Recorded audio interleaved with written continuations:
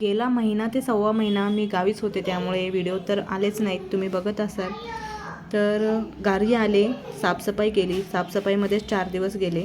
मग नवऱ्याची फरमाईश होती की शेंगदाण्याच्या पोळ्या खायच्या आहेत. आता महिनाभर कसं तरी काढलं आहे मेसचं जेवण खाऊन, तर फरमाईश तर पूर्ण करायलाच पाहिजे. चला म्हटलं बनवूया शेंगदाण्याच्या पोळ्या. शेंगदाणे छान भाजून घेतले. शेंगदाणे भाजताना ना थोडंसं पाणी शिंपडायचं, त्यामुळे काय होईल, शेंगदाण्याचं टलफर जे असतं ते लवकर निघतं.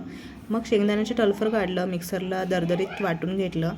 अर्धी वाटी पाणी घेतलं आणि मी 1 वाटी पूर्ण गूळ त्यामध्ये ओतून फक्त एक उकळी काढायची आहे, जास्त आटवायचं नाही.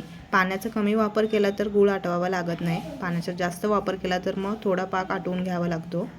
मग हे तयार केलेलं कूट त्यामध्ये ओतलं आणि छान घट्ट होईपर्यंत परतून घ्यायचं. थोडीशी वेलची पावडर टाकायचं, जायफळ पण किसायचं, यामुळे टेस्ट खूप छान येते.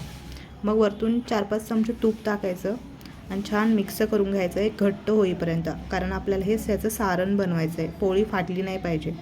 छान मऊसूत असं कणिक पण भिजवून घेतली आणि सारण पण थंड करून घेतलं. चला आता पोळ्या लाटूया. तर पोळ्यासाठी काय करायचं, कणकेचा गोळा थोडासा कमीच घ्यायचा आणि सारण जास्त भरायचं, म्हणजे आपल्याला खाताना पोळी खूप छान लागेल, कणिक लागणार नाही.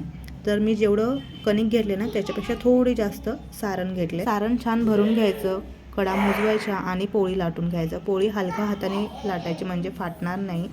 आणि तवा मंद आचेवर गरम करून घ्यायचा एका साईडला, म्हणजे गरम गरम तव्यात पोळी आपली लवकर उडते. महिनाभर सुट्टी आणि त्यानंतर हे असं काम करायला तर जीवावर आलं होतं, पण काय करणार, नवऱ्यासाठी काय पण. मग पोळी लाटून घेतली आणि छान शेकून घेतली.